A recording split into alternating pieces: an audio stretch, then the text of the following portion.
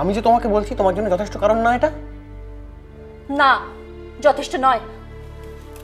অনেক সহ্য করেছি তোর গোয়া। তুমি পুরনো চাকরি, পুরনো বাড়ি, পুরনো মানুষজন। চাই না, পুরনো কিচ্ছু ফেরত চাই না। আমার পুরনো জীবন না, পুরনো মানুষগুলোকেও না। পই পই করে বলেছিলাম বড় লোকের মেয়ের সঙ্গে অত মেলামেশা করো না। শুনেছিলি আমার কথা? একটা মেয়ের পাল্লায় পড়ে আমাদের সব তছনছ হয়ে গেল। এই যে উপে, এর জন্য সারাটা জীবন গেল। ওদের আর কি বল, 7 মহলা বাড়িতে থাকে, গাড়িতে চড়ে ঘুরে বেড়ায়, আর টিভির ক্যামেরার সামনে দাঁড়িয়ে ছলো ছলো চোখে গান গায়। সব গেল আমাদের। তুমি কার সম্বন্ধে কি বলছো?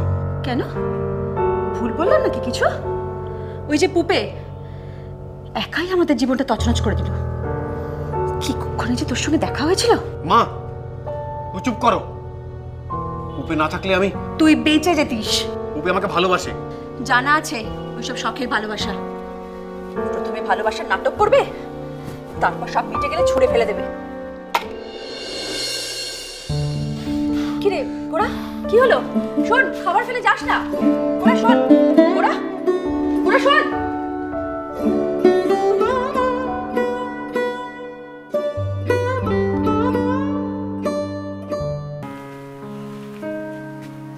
বাবা আমায় ডেকেছিলে?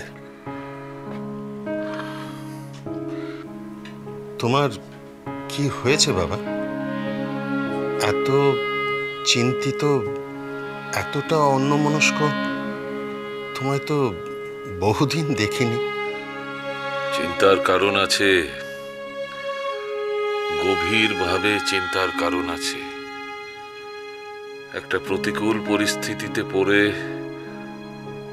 অগ্র পশ্চাৎ বিবেচনা না করে একটিও পদক্ষেপ ফেলা উচিত নয়। তুমি নিশ্চয়ই পুপেকে নিয়ে চিন্তা করছো, তাই না? যাক, এ বিষয়ে যে ভাবনা চিন্তার প্রয়োজন আছে তুমি বুঝতে পেরেছ, তাতেই আমি সন্তুষ্ট। হ্যাঁ, আমি তো কিছুই বুঝি না। তোমার অযোগ্য ছেলে তোমার নির্দেশের জন্য অপেক্ষা করছে। বলো কি করতে হবে? এটা মান অভিমানের সময় নয় নিখিল। আমি একটা গভীর সংকটের আশঙ্কা করছি। তুমি একটা কাজ করো, আজই দুপুরে সোনার তরীতে একটা ছোটখাটো অনুষ্ঠানের আয়োজন করো। অনুষ্ঠান? হ্যাঁ, কাছাকাছি যারা আছেন, বন্ধু বান্ধব, ঘনিষ্ঠ আত্মীয় স্বজন, আমার নাম করে তাদের নিমন্ত্রণ জানাও। বলো যে পুপে দিদির বিবাহ উপলক্ষে এই অনুষ্ঠান। কিন্তু অনুষ্ঠানটা কি বাবা, সেটাই তো। সেসব পরে জানবে। বৌমাদের খবর দাও তারা যেন প্রস্তুত থাকে, আর পুপে দিদিকেও প্রস্তুত থাকতে বলবে। বেশ।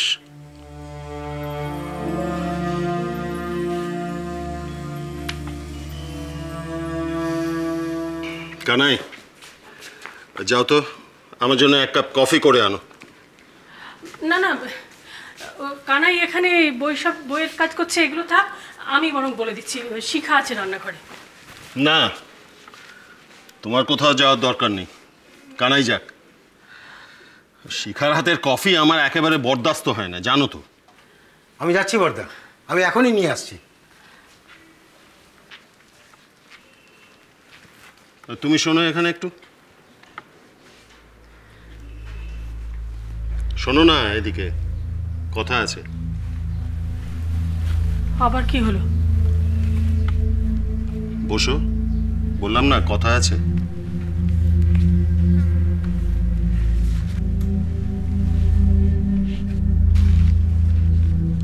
বাবা বাড়িতে একটা অনুষ্ঠান করার কথা বলেছেন।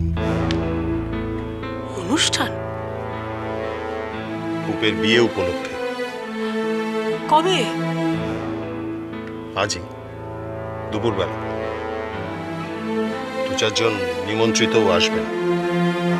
সে কি আজই? করে হবে? এত তাড়াতাড়ি এসব ব্যবস্থা হয় নাকি?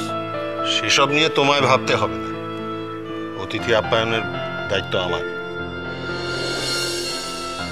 তুমি শুধু পুপেকে তৈরি করো। পুপে? হ্যাঁ, অজন্তা, রূপা, রানী এদের সঙ্গে কথা বলো, পুপুকে একটু বুঝিয়ে সুঝিয়ে। যদি না বোঝে? না বোঝে? না বোঝার কি আছে? এতজন মিলে তোমরা এই সামান্য কাজটুকু করতে পারবে না? তুমি তো জানো কাজটা সামান্য নয়। পুপে এখন একেবারে ক্ষেপে আছে।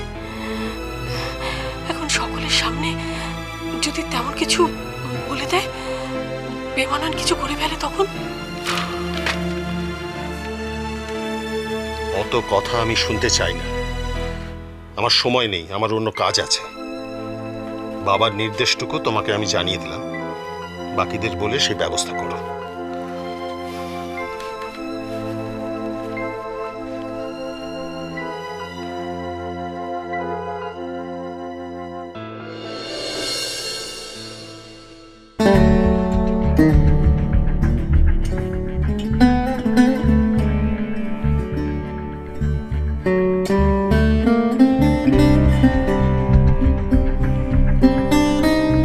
সোহিনীকে আমি অনুরোধ করেছিলাম গোরার শোটা কন্টিনিউ করার জন্য।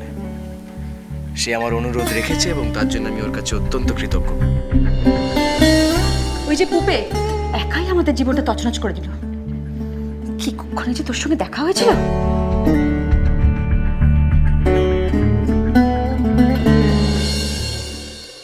কি আজই? উনি তো তাই বললেন, বাবার ইচ্ছে।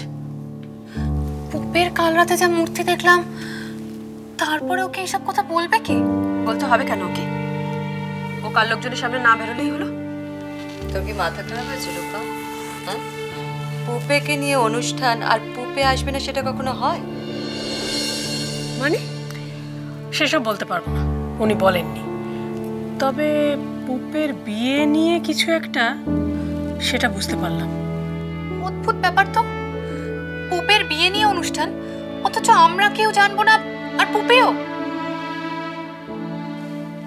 বাড়ির পরিস্থিতি যদি স্বাভাবিক হতো, পুপে যদি 8-5টা বিয়ের কোণের মতো ব্যবহার করতো, তাহলে এসব লুকোচুরির দরকার হতো না।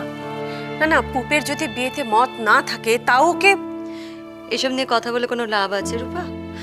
বাবা যখন ঠিক করেছেন তখন অনুষ্ঠান হবে। ঠিক বলেছিস। পুপে যতই গোয়ার তুমি করুক, ওকে টেনে হিঁচড়ে 5 জনের সামনে বের করাও হবে। তাহলে অন্তত মেয়েটাকে বুঝিয়ে সুঝিয়ে একটু রেডি করে পাঠাতে হবে, যাতে লোকে বাইরে গিয়ে আমাদের সম্বন্ধে কথা বলতে না পারে, তাই না? তাই কি বলবো ওকে? তোমাদের কি মনে হয়, তোমরা বললেই ও সুন্দর তোমাদের কথা শুনে সাজতে বসে যাবে? তোমরা চেনো না ওকে? তাহলে বরং অনুষ্ঠানের কথা পুপেকে কিছু বলার দরকার নেই। ওকে বরং বলি যে ওর বিয়ের আগে বাবা একটা এমনি লোকজনকে নেমন্তন্ন করেছেন, একটু খাওয়া দাওয়া হবে, গল্পগুজব হবে, আর ওই একটু ছবি টবি উঠবে। আমার কিন্তু এইসব ব্যাপার একদম ভালো লাগছে না। তোমাদের যা ইচ্ছে তোমরা তাই করো, আমাকে এর মধ্যে টেনো না প্লিজ।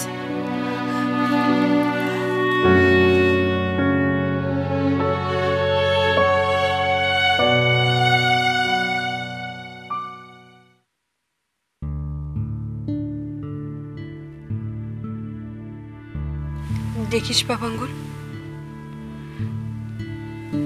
যাই হয়ে যাক, ওরা যাই করে নিক,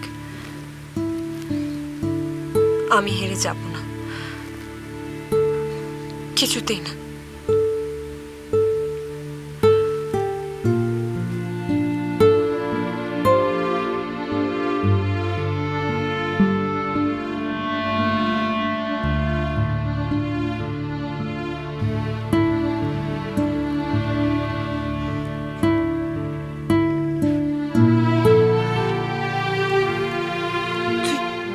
দেখিস বাবাঙ্গুল, তুই দেখিস, আমি ওকে ঠিক ফিরিয়ে আনবো।